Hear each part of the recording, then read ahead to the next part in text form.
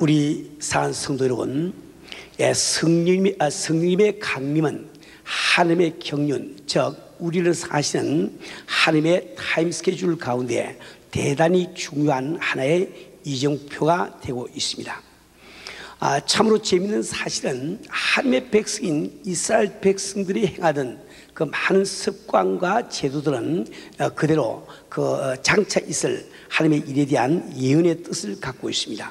또 이스라엘 백성들이 지키던 절기들도 예언의 뜻을 가지고 있습니다. 예를 들어서 예수님 당시에 결혼 제도를 보게 되면은 우선 결혼을 하기 위해서는 약혼이 필요하지요. 근데 이 약혼은 지금 결혼을 하는 당사자가 철이 들기 전에 그 배우자 될 상대방의 얼굴을 보기 전에 부모님들이 자기들 마음대로 먼저 정해버리는 거예요.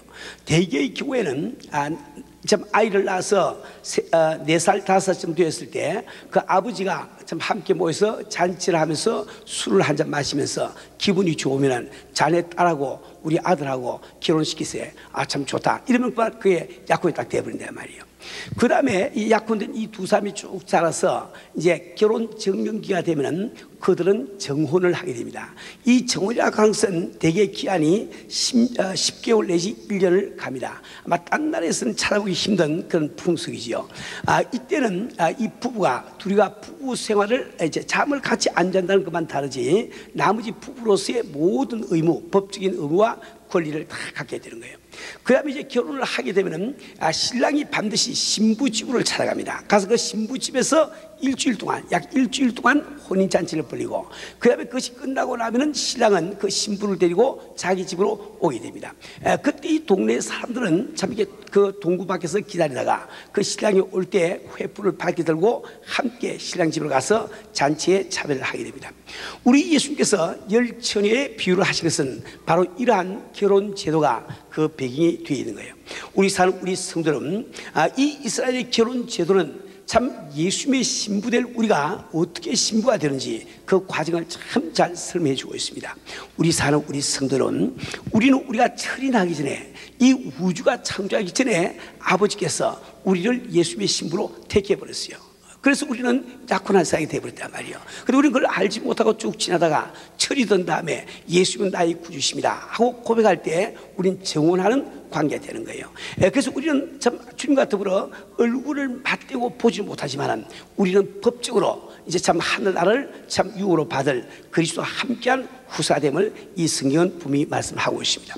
우리 성도 여러분, 이제 참 신랑이 신부 집에 가서 7일 동안 혼인 잔치를 벌린 것처럼 우리 예수는 불인간 참 이 땅에 오셔서 공중에서 우리를 만나서 7년 동안 우리 어린 양의 혼인 잔치에 참여를 하게 됩니다. 그것이 끝나고 나면은 이제 천년왕국을 지나서 우리는 주님을 쫓아서 영원한 아버지 집에 가서 참 영원한 복락 가운데 주님과 더불어 살게 되어 있단 말이에요. 우리 성도는 이 이스라엘의 절기도 마찬가지로 장차 있는 일들을 이렇게 예언적으로 표현을 해 줍니다. 예를 들어서 6월절이 끝나면 그날부터 50일이 지난 다음에 오순절이 오게 됩니다. 이 오순절은 다른 말로 77절이라고 부릅니다. 77은 49일이 지난 그 다음에 해서 77절이라고도 부르고 또 그것을 다른 말로 이렇게 출애굽기 23장 16절에 보면은 추수절 혹은 민수기 28장 29절에 보면 초실절이라고 표현되어 있습니다. 이것은 무슨 뜻인가 하니까 이스라엘 백성들은 그 6월절이 될 때 그때 이제 보리를 갖다가 거두어들이고 밀을 심게 되는 거예요. 그 밀을 심은 다음에 약 50일이 지나면 밀이 다 익어가지고 첫 이삭을 갖다가 걷게 됩니다. 그때 그 참 추수하신 하나님 앞에 감사를 드리기 위해서 이렇게 그 오순절 혹은 초실절 혹은 그 추수절 이것을 지나게 된다 말이에요. 우리 성도는 근데 우리 예수님께서는 참 십자가를 지고 돌아가셨습니다. 바로 6월절이라고 하는 것은 우리 주님의 십자가 사건을 이야기를 하고 있죠. 근데 우리 예수는 부활하신 다음에 40일 동안 제자들에게 보이시다가 그분은 성천하시면서 제자들에게 성령 오실 때까지 예루살렘을 떠나지 말고 기다리고 말씀하신다 말이에요. 그때 그 제자들은 열흘 동안 참 주 앞에 간절히 기도에 힘쓰다가 오순절날 바로 성령이 임하시게 되는 거예요. 무슨 뜻입니까? 우리 예수님이 십자가를 지고 돌아가시면 그래서 끝난 끝나는 사건이 아니고 그것은 바로 씨앗을 심은 것 같다는 거예요. 근데 그 참 예수 그리스도의 참 이 그 십자가 사건, 즉 씨앗으로 말미암아 하나님께서 걷기를 원하시는 열매가 무엇인고, 그것이 바로 성령님의 강림이란 말이에요. 우리 성도는 그렇기 때문에 이 성령을 받는다고 하는 것은 교회를 다니는 사람들이 반드시 거쳐야 될 이런 그 경험이 되는 것입니다. 저는 지난주에 성령을 받는다고 하는 것은 바로 우리 구원을 이루기 위한 필요 불가이란 조건이라고 말씀드렸습니다. 왜냐하면 우리 주께서 친히 말씀하시기를 진실로 진실로 내게 이르노니 사람이 거듭나지 아니하면 하늘나라를 볼 자가 없느니라. 또 우리 주님은 말씀하시기를 진실로 진실로 내게 이르노니, 진실로 진실로 두 분 들어가면은 우리 주님이 지금 강조하고 계신 거예요. 힘을 주어서 말하고 계시단 말이에요. 내게 이르노니 사람이 물과 성령으로 나지 아니하면 하나님 나라에 들어갈 수 없느니라. 즉 우리가 구원을 받기 위해서 반드시 성령 받음을 이 성경은 말씀을 하고 있습니다. 뿐만 아니라 이 성령을 받는다는 것은 결코 부담스러운 일이 아니고 우리에게 무한한 축복이 됨을 말씀을 드렸습니다. 그래서 지난주에 이어서 이번 주에도 성령이 임하시는 이런 제목을 가지고 잠시 말씀을 나누기를 원합니다. 우리 성도는 성령께서 임하실 때 뒤따르는 여러 가지 일 가운데서 지난주에 세 가지만 말씀드렸어요. 제일 첫째, 성령을 받으면 무슨 일이 일어나는 거, 내 마음에 무한한 기쁨을 맛보게 된단 말이에요. 이 세상 도무지 맛보지 못하던 그런 기쁨을 우리가 맛을 보게 됩니다. 그다음에 두 번째로 참 성령이 임할 때 우리는 비로소 참다운 회개를 할 수 있다고 말씀을 드렸어요. 성령이 임하시기 전까지 어떤 사람도 하나님 앞에 참다운 회개를 못합니다. 왜 그런가 하니까 무엇이 참다운 죄인지 알지 못하기 때문에. 근데 성령이 임하셔서 그 성령께서 내 마음속에 책망하실 때, 즉 나를 나무라서 깨닫게 하실 때 나는 비로소 하나님 앞에 무엇이 죄인지를 깨닫고 철저하게 회개를 하는 거예요. 이 회개를 할 때 하나님과 나 사이가 아주 가까워진 것을 우리는 체험을 하게 됩니다. 세 번째로, 이 성령이 임하실 때 우리는 예수가 그리스도임이 믿어지고 바로 내가 구원받는 사실이 확신된다고 말씀을 드렸습니다. 오늘은 이제 성령이 임하실 때 이러한 일 가운데 네 가지만 더 말씀을 드리겠어요. 그걸 다 우리가 다 성경에서 다 말씀드리려고 하면 한정이 없기 때문에 네 가지만 말씀드립니다. 첫 번째로, 이 성령께서 우리에게 임하실 때 우리는 성경 말씀이 그대로 믿어지는 역사가 납니다. 그 성경 말씀대로 살아보고자 하는 그 욕망이 나도 모르게 마음속에서 일어난단 말이에요. 우리 성도는 오늘 본문 말씀을 다시 한번 읽어보겠습니다. 내가 그들에게 일치한 마음을 주고 그 속에 새 씨를 주며 그 몸에서 굳은 마음을 제하고 부드러운 마음을 주어서 내 율례를 쫓으며 내 규를 지켜 행하게 하리니 그들은 내 백성이 되고 나는 그들의 하나님이 되리라. 이 성경 구절은 제가 성령 받은 다음에 내가 성령 받은 것이 확실하구나 하고 확정을 짓게 된 이런 성경 구절입니다. 저는 참 이게 나도 모르게 참 성령이 임하셔서 참 울고 불고 야단하고 완전히 생활이 변했지만은, 그 내가 성령 받을 때 하나님께서 내가 성령을 주노라 하는 이거 어디 수료증 같은 걸 주지 않았으니까 이 가다가 보면 의심이 생기더라고요. 가만히 있자, 그게 그때 그것이 성령 진짜 받은 건가? 사람들이 성령 받고 하니까 나도 성령 받고 생각하는데 그것이 진짜 성령 받은 것인가? 마음에 의심이 좀 왔다 갔다 한다 말이에요. 그런데 이 성경 구절을 딱 보는 순간에 이 성경 구절에 나타나는 그 말씀이 그대로 내게 이루어졌으니까 아이고 이게 확실히 성령 받았구나 하고 마음에 아주 확정을 지게 되었단 말이에요. 우리 성도는 오늘 본문 말씀에서 참 돌같이 굳은 마음, 이 굳은 마음이란 무슨 뜻일까요? 이 굳은 마음이라고 하는 것은 하나님을 믿지 못하는 마음을 얘기합니다. 하나님의 말씀에 순종하지 못하는 그 마음을 얘기한단 말이에요. 우리가 보통 성령 임하시기 전까지 우리 마음은 굳어서 아무리 전도의 말을 들어도 하나님의 말씀을 들어도 귀에 들어오지 않습니다. 마음에 믿어지지 않는다고요. 또 뿐만 아니라 우리 생활 가운데서 지금 하나님의 뜻과 반대만 되게 우리는 살아간단 말이에요. 그런데 부드러운 마음이란 무엇일까요? 그것은 바로 하나님을 믿어지는 마음을 이야기합니다. 그분의 말씀에 순종하고자 하는 그 마음을 이야기한단 말이에요. 그래서 이 성령이 임하실 때 우리는 자연히 참 마음이 부드러워져서 하나님이 그대로 믿어지고 예수님이 그대로 믿어지고 또 그분의 말씀대로 살고자 하는 이런 그 욕망이 일어나게 되는 거예요.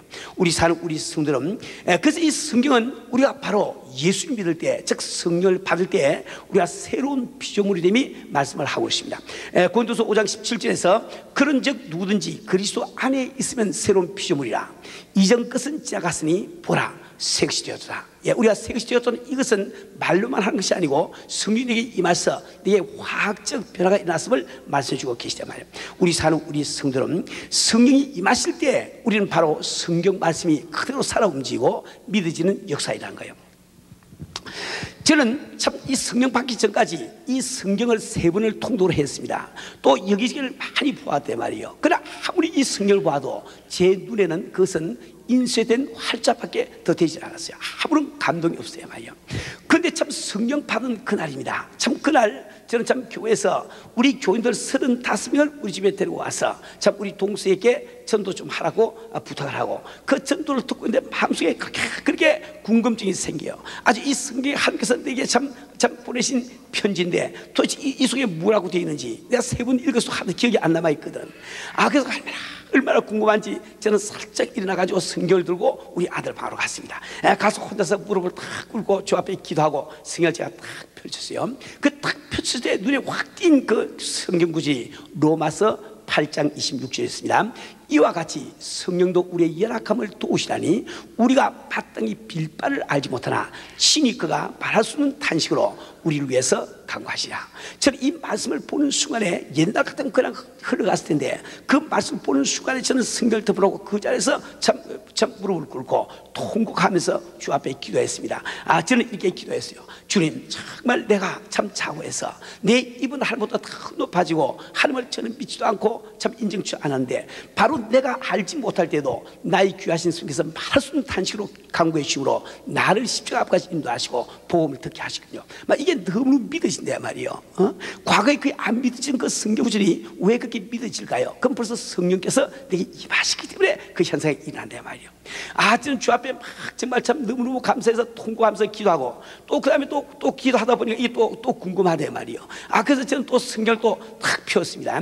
펴서 그때 두 번째로 탁 펴자마자 내 눈에 띈 것은 요한복음 16장 13절 말씀이었습니다. 거기 보니까 그러나 진리의 성령이 임하시면 그가 너희를 모든 진리 가운데로 인도하시니 우리 많이 읽고 넘어가는 성경 구절이죠. 근데 그때 참 이 성경 구절 읽을 때 저는 얼마나 감사한지 또 성경을 그냥 덮어버리고 그냥 울면서 주 앞에 기도했습니다. 왜 그러고 하니까 내가 정말 그날 아침에 은혜를 받았는데 밤에 기쁨이 충만하고 너무 좋은데 혹시 이것이 떠나가면 어떻게 할까? 내가 정말 예수 믿는 믿음이 되겠어 떠나가면 어떡할까? 마음속에 굉장히 불안하고 좀 걱정스러운 마음이 있는데 이것을 딱 보니까 진리의 성령이 내게 임하시면 너를 모든 진리 가운데 인도하시면 이 말씀이 너무 믿으신다. 저는 아주 주 앞에 통곡하면서 감격해서 막 기도했습니다. 주여, 이제 정말 안심입니다. 이제는 안심이다. 성령께서 나를 모든 진리 가운데 인도하신다니 이제 안심이다. 난 주를 떠나 갈 곳이 없군요. 주님을 떠나서 갈 곳이 없군요. 얼마나 그 말씀 믿으시는지. 우리 사는 우리 성도는 우리가 정말 성령이 내게 임하실 때 비로소 우리가 그 말씀이 믿어지는 역사가 일어난단 말이에요. 또 우리가 그뿐만 아니라 성령이 임하시면 그 하나님의 말씀대로 살고자 하는 욕망이 일어나게 되어 있습니다. 그 이유가 무엇일까요? 그것은 구약시대에 산 사람들은 말씀대로 사는 것이 참 힘들었습니다. 너무너무 힘들었어요. 왜 그러니까 그들에게는 말씀이 밖에서 들려왔대요 말이에요. 선지자의 입술을 통해서 이 기록된 이 성경 말씀을 통해서 밖에서 들려왔대 말입니다. 근데 우리가 성령을 받게 되면 그 말씀이 내 속에서 들게 되는 거예요. 성령께서 내 속에 들어와 계시니까. 그렇죠. 그러니까 내 마음속에서 자연히 그 말씀대로 살고자 하는 욕망이 일어나고 그 말씀대로 살고자 하는 그 소망이 일어난다 말이에요. 우리 사는 우리 성도는 저는 정말 참 이 성령 받고 난 다음에 누가 나한테 시키지 않았습니다. 그 받는 순간에 그날 교회에서 금방 느껴지는 것이 나도 11조 좀 해봐야지. 저는 그때까지 11조 한 번도 안 해봤거든. 그래서 이제 보통 그저 헌금할 때는 일부를 내면 그저 고작이었습니다.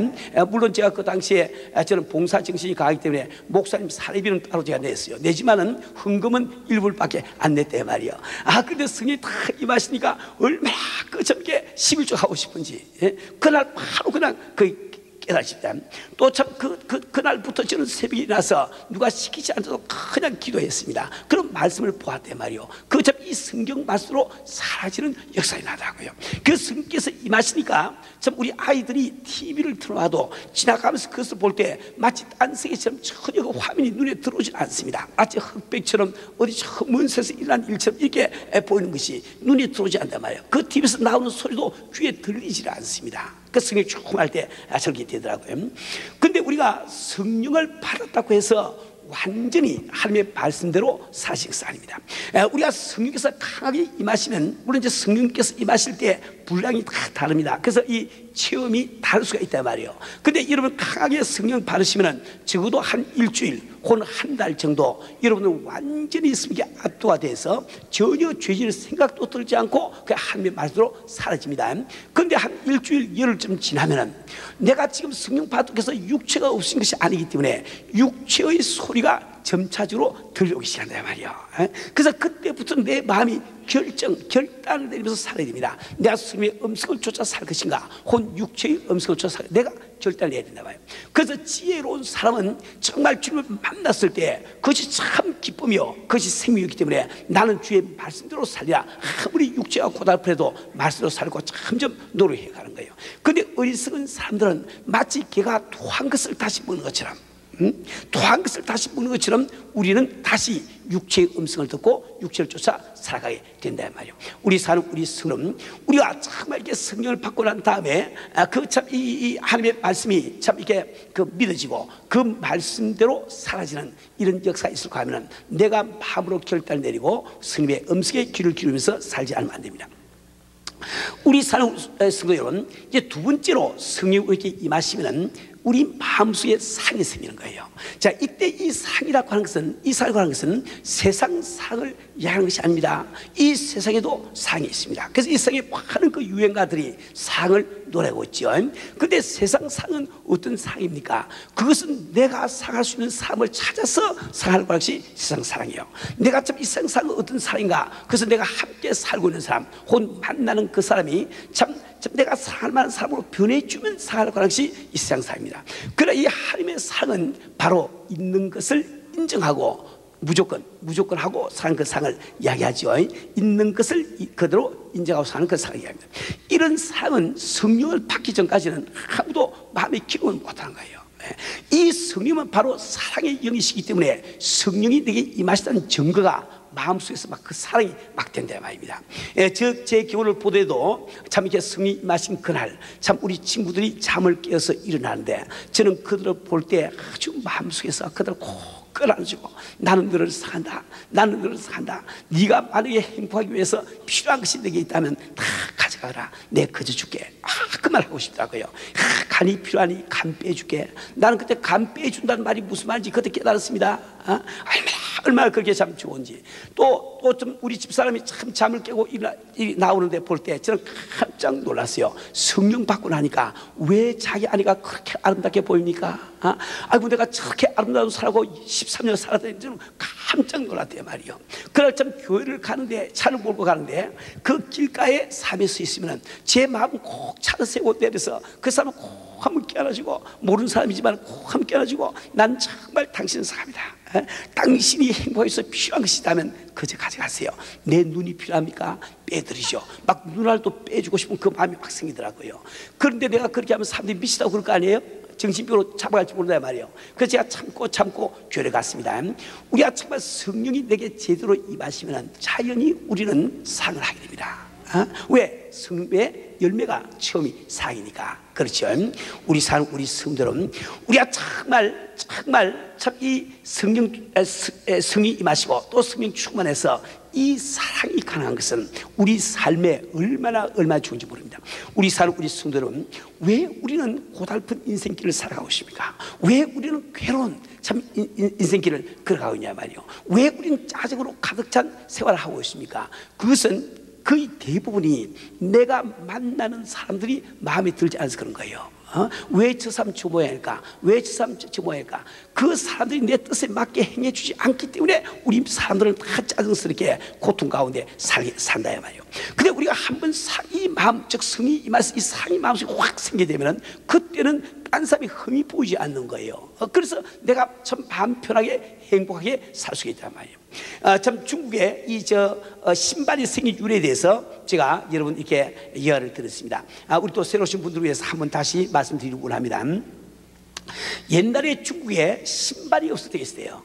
근데 그때 왕이 있었는데 그 왕에게는 어린 귀여운 공주가 있었답니다.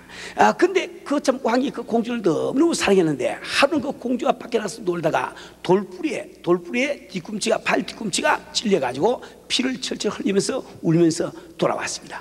왕은 그것을 보면서 너무 놀랐어. 너무 참 이렇게 그 마음이 아팠습니다. 그는 총리 대신을 부르서 명령을 내렸어요. 3일 이내로 중국 전역에 카페트를 깔라 하고 명령을 딱 내렸단 말이에요. 근데 이 참 총리 대신이 무슨 재주로 그 사흘 안에 중국 대륙에 카페트를 깔 수가 있겠어요? 그 당시에는 왕의 명령을 지키지 않으면 그냥 참수 죽는다 이 말이에요. 그래서 이 참 총리 대신 집에 가서 이제 중국군하고 쿵쿵 앓고 있는데 그 집에도 또 어린 딸이 있습니다. 그 어린 딸이 이야기하기를 아버지 무엇 때문에 그렇게 염려를 하세요? 그 아버지가 그 설명을 다 했습니다. 그때 그 어린 딸의 한 말이 아버지 문제 없습니다. 제가 사흘 안에 카페를 다 깔지요. 날 왕에게로 좀 데려가세요. 그게 할 수 있어가지고 이 어린 딸을 왕에게로 데려갔대 말이에요. 그래서 왕이 네가 무슨 재주로 중국 대륙에 사흘 안에 카페를 다 깔겠느냐 그랬더니 그때 어린 딸이 한 말이 왕이요 좋은 아이디어가 있습니다. 공주님 발바닥에 카페만 깔아버리면 다 깔린 거지요. 그렇지 않습니까? 공주님 발바닥에 카페만 깔아보면 어디까지 카페가 다 있다 말입니다. 그렇죠? 그래서 신발이 처음 생겼대요. 우리 성도는 우리는 정말 인생의 지혜를 배워야 됩니다. 우리가 정말 살아가면서 참 이 함께 살고 있는 남편 혼 아내 혼 또 형제 자매 참 부모나 자식 혼 또 이웃들 길가에 서쳐가는 그 사람들 때문에 짜증을 내고 참 이렇게 하는 것은 마치 중국 대륙의 카페트를 까는 것처럼 불가능하다 말이에요. 어떻게 당신이 그분의 마음을 바꿀 수가 있겠어요? 그렇죠? 그러니까 내 마음의 카페트만 깔아버리면 문제가 다 해결돼 버려. 그죠? 우리 마음속에 정말 성령 충만해서 참 누구나 있는 그대로 인정하는 이 상이 딱 생겨버리면 아주 다 보는 곳이 다 낙원이요. 지나는 곳이 다 낙원이란 말이에요. 그게 다 천국이 된다는 말입니다. 그래서 이 가정도 천국이 되고 이 교회도 천국이 되고 우리 직장도 천국이 될 수 있는 이유가 바로 거기 있는 겁니다. 우리 사는 우리 성들은 우리가 정말 이 성께서 내게 임하실 때 우리는 이 상이 우리 마음속에 가능한 것을 꼭 기억하기 바랍니다. 세 번째로 성령이 임하시면 우리는 전도하고자 하는 열망이 생깁니다. 성령을 받기까지는 전도를 하더라도 억지로 하게 됩니다. 그래서 전도가 힘이 들고 참 몸이 잘 움직여주질 않는 거예요. 그런데 한번 성령이 딱 임하시면 이 성령은 예수를 증거하기 위해서 오신 영이기 때문에 성령 받은 그 사람은 자기도 모르게 그날부터 막 전도를 안 할 수가 없는 거예요. 전도를 하지 않고는 배길 수가 없는 이런 마음을 품게 되는 겁니다. 우리 사는 우리 성도는 그래서 우리 예수께서 제 아들에게 참 이 성이 임하실 때까지 예루살렘을 떠나지 말라고 말씀하시오. 여러분 사도행전 1장 8절 말씀을 다시 한번 참고해 보면 오직 성령이 너에게 임하시면 너희가 권능을 받고 예루살렘과 온 유다 땅과 사마리아 땅까지는 내 증인이 되리라. 우리 예수는 한 번도 우리에게 너희가 증인이 되라 하고 명령하지 않았다고요. 그러면 성령을 받으라고 명령했습니다. 성령 받으면 증인은 자인이 된다 이 말이에요. 왜? 내 속에서 예수를 증거하기 위한 성령이 계시니까 자연히 이렇게 전도를 하게 되는 겁니다. 우리 사는 우리 성도는 우리는 정말 전도라는 것이 얼마나 중요합니까? 그 이유를 세 가지만 간단히 다시 한번 말씀드리겠습니다. 참 우리 사실 우리 아버지께서는 이 시간도 참 구원받지 못한 구원 때문에 눈물을 흘리고 계십니다.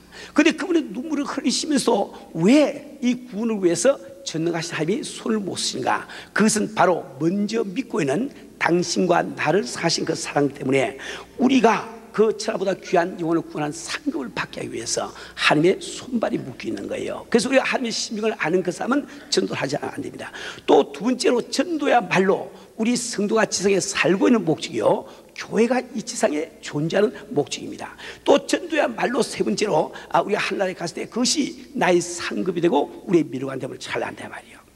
이토록 귀한 참 귀중한 전도를 우리가 하기를 원한다고 하면 먼저 성령을 받으시고, 성령 받으신 분들은 다시 성령 충만하게 해서 노력을 하세요. 그럴 때 우리는 비로소 자연스럽게 이 전도가 가능하게 되는 거예요.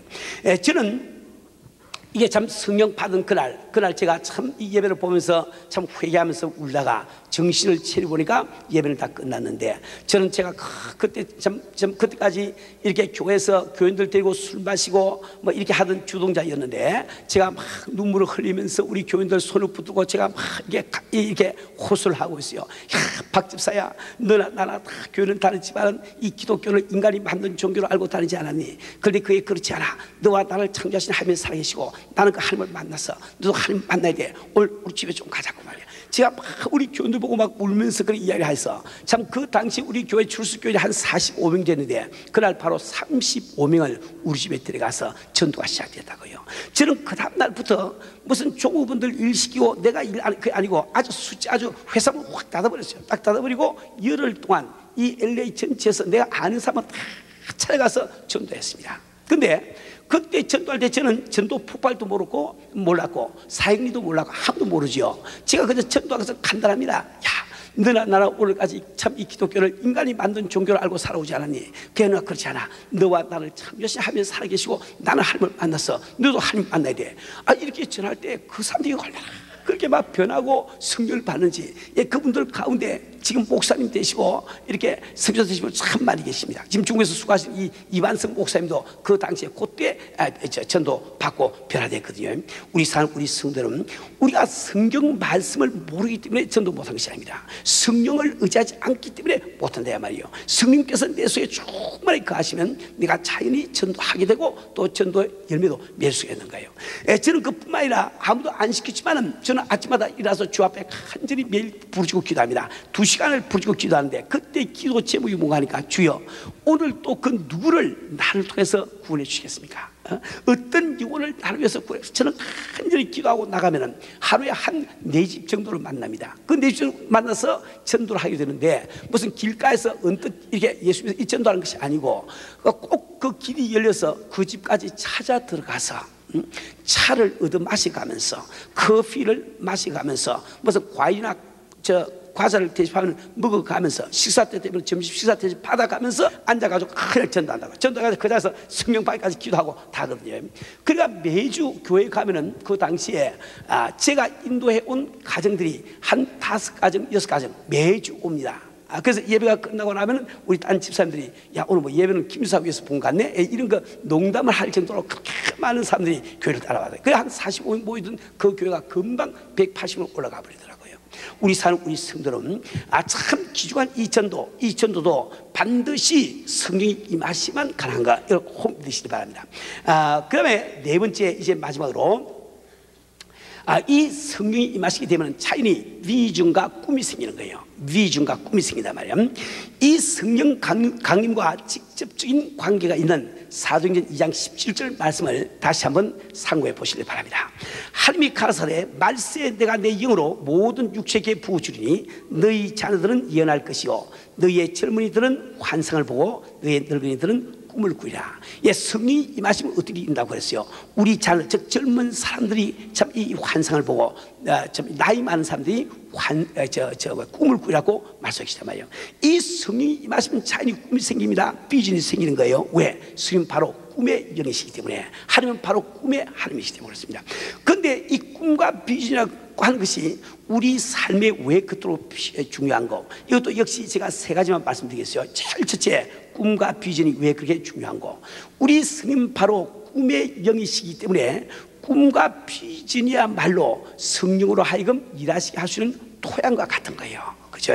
어떤 곡식이라도 토양이 맞아야 자라죠. 이처럼 우리 스님께서 그 토양이 맞아야 역사하시는데, 그 토양이 무엇인가 하니까 바로 꿈과 비전이야 말이에요. 꿈과 비전이야말로 스님의 능력을 내 세계 가운데 끌어들이는 하나님의 통로가 될 수가 있단 말이에요. 또 두 번째로, 꿈과 비전은 하나님께서 바로 우리 인간에게 주신 무기와 같다고 말씀드렸습니다.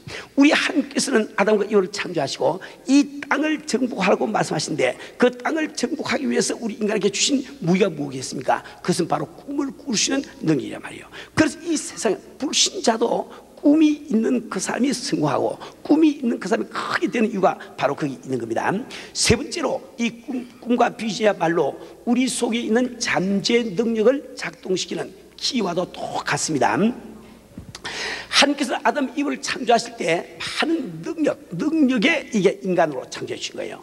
그런데 죄 때문에 참 타락할 때 그 능력들이 우리 속에 잠재 버리고 밖으로 나타나지 않았습니다. 그래서 그 능력을 잠재 능력이라고 부르고 있단 말이에요. 그래서 오늘날 많은 그 심리학자들이 혹은 또 성공학에서 이 잠재 능력에 대한 이 연구를 많이 하고 있습니다. 근데 이 잠재 능력이 참 밖으로 나오게 되면은 기적적인 일들이 우리 주변에서 일어납니다. 그래서 여러분들이 이 세상에서 큰 일을 이룩한 모든 사람들은 자연적인 두뇌나 자연적인 노력까지 일하고 있지 않습니다. 그들은 자기가 모르는 가운데 잠재 능력이 나와서 환경을 변화시키고 주변에 있는 사람들의 마음을 변화시킨단 말이에요. 근데 우리 속에 들어있는 그 참 이 잠재 능력을 작동시키는 그 키가 무엇이냐? 그것이 바로 꿈이요 비전이야 말이요. 우리 사는 우리 성들은 정말 우리가 참 성이 임하실 때 참 이 내가 과거에 꿈꾸지 못한 이런 일들을 꿈을 꾸어야 됩니다. 참 성님은 제한을 받지 않고 참 무한하신 우리 영이시기 때문에 그 성이 임하실 때 그 꿈이 무한대로 이렇게 자란단 말이에요. 우리 교회가 참 세계 선교의 꿈을 꾸고 있는 것도 바로 성님으로 말미암아 가능한 것이, 그렇지 않으면 안 되는 거예요. 저는 참 이게 주님 영접할 때까지, 성령 받을 때까지 42살 살 때까지 저는 정말 보잘것없는 인생을 살아왔습니다. 정말 보잘것없는 인생을 살아왔습니다. 그런 인생을 살아왔지만은 참 성이 다 임하시고 나니까 나도 주님의 참 심판대 봤을 때 1등상 하면 탈이라. 나도 주님 앞에 드러날 때는 성공자 합니다. 그 꿈이 생기더라 말이요. 교회 목회에 대한 꿈이 생기고 세계 성교에 대한 꿈이 생기더라 말이요. 그건 성령께서 주신 꿈이란 말이에요. 우리 사는 우리 성들은 우리가 바로 성령 충만할 때 이 꿈이, 이 비전이 우리 마음속에 영롱하게 있는 겁니다. 우리 사는 우리 성들은, 저는 지금 성령이 임하시면 일어나는 일 가운데 7가지만 이렇게 말씀드렸습니다. 첫 번째로 뭐라고 했어요? 기쁨이 충만해야 됩니다.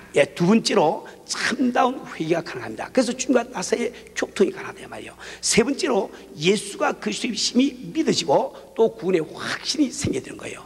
네 번째로 우리가 성이 임하시면 바로 성경 말씀이 믿어지고 하나님의 말씀대로 살려고 하는 욕망이 우리 마음속에 생기는 겁니다. 다섯 번째로 성이 임하시면 우리 마음속에 참다운 사랑이 생깁니다. 여섯 번째로 전도하고자 하는 열의가 생깁니다. 그러면 일곱 번째로 성이 임하시면 꿈과 비전이 생기단 말이에요. 우리 사는 우리 성들은 오늘 우리 가운데 아직 성령 받지 못한 우리 형제자매가 계시면 여러분들은 성령 받기 위해서 힘을 쓰세요. 너희가 참 전심으로 나를 자꾸 찾으면 내가 너를 만나고 약속을 하고 있습니다. 성령 받으신 우리 성도들도 우리가 성령 충만해서 노력해야 되는 거예요. 지금 말씀드린 7가지 이런 정상이 여러분 마음속에 나타나지 않으면 무언가 지금 잘못되어 있는 겁니다. 성령 충만이 안 돼 있단 말이에요. 우리 사는 우리 성도들은 오늘 여러분들 이 말씀을 꼭 기억을 하세요. 우리 주님께서는 우리에게 말씀하시기를 너희 두 사람이 내 이름으로 모인 곳에 내가 함께 있으리라 약속하셨습니다. 우리 주님이 어떻게 우리 가운데 함께하고 계시나요?